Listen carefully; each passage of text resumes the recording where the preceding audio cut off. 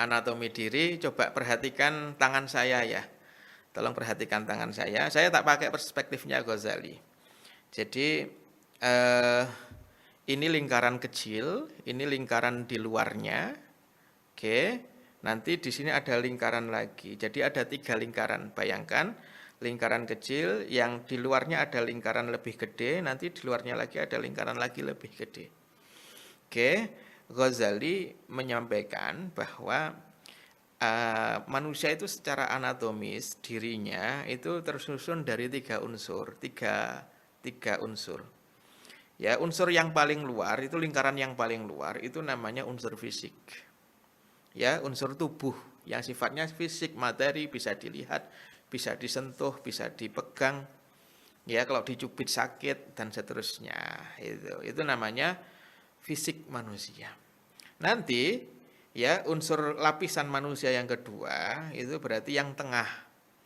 Yang tengah itu yang hari ini kita menyebutnya sebagai mental. Atau di dalam kajian tasawuf disebut sebagai nafas atau jiwa. Lah isinya itu ada 3 di nafas, di lapisan nomor 2 yang tengah itu ada 2, ada 3. Di dalamnya ada akal, ada hati, ada nafsu. Nafsu itu sistem kerjanya mendorong, mau. Akal sistem kerjanya ngerem.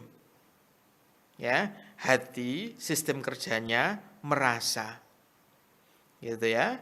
Makanya nafsu itu gas, akal itu rem. Oke, orang kalau tidak menggunakan akalnya seperti naik kendaraan. Ya, yang cuma nginjek gas tok tuh. Gas diinjek. Pokoknya mau rame nggak rame nginjek gas terus ya akhirnya kecelakaan. Begitu kecelakaan nanti yang sedih itu adalah hati karena yang melakukan aktivitas merasa adalah hati.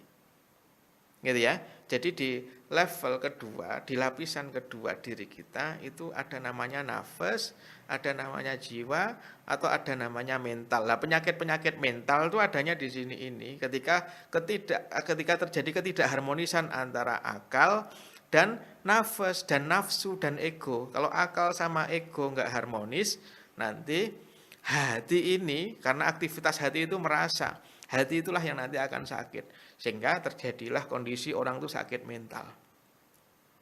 Itu lapisan paling dalam itu namanya ruh. Ya, ruh itu entitas ketuhanan yang ada dalam diri manusia. Gitu. Jadi kita ini komplit.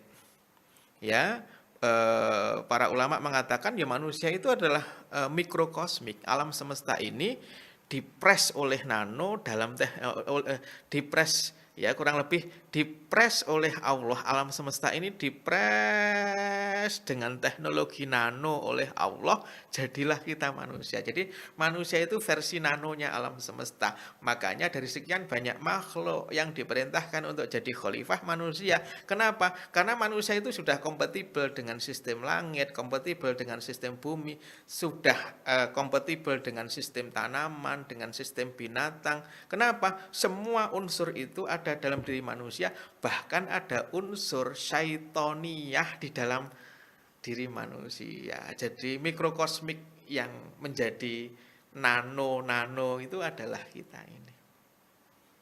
Gitu ya. Nah, yang ketiga itu entitas ketuhanan itu ruh. Bahkan dalam diri kita juga ada unsur ketuhanannya gitu. Ya, lah ini sifatnya cahaya. Cahaya ini nanti kalau level kedua mental tadi itu, jiwa tadi itu nggak harmonis, jadi keruh. Kalau keruh maka cahaya ini ada, cahaya ketuhanan tetap ada dalam diri kita, cuma seperti kena awan, terhalang oleh awan. Karena terhalang oleh awan maka cahaya ini nggak bisa menembus sampai ke fisik kita. Akhirnya ya fisik kita diajak sholat ya berat, diajak ibadah ya berat, diajak aktivitas dalam ketaatan ya berat. Kenapa? Karena cahaya ketuhanan itu terhalang oleh mendungnya jiwa yang tidak harmonis dengan jiwa itu sendiri. Jadi diri kita yang nggak harmonis dengan diri kita yang menyebabkan ya unsur terluar diri kita itu yang mata ya harus kita gunakan untuk taat pada Allah, telinga harus kita gunakan untuk taat kepada Allah, dan semua anggota tubuh ini kemudian tidak mendapatkan pancaran cahaya ketuhanan. Ya kurang lebih simpelnya begitu itulah.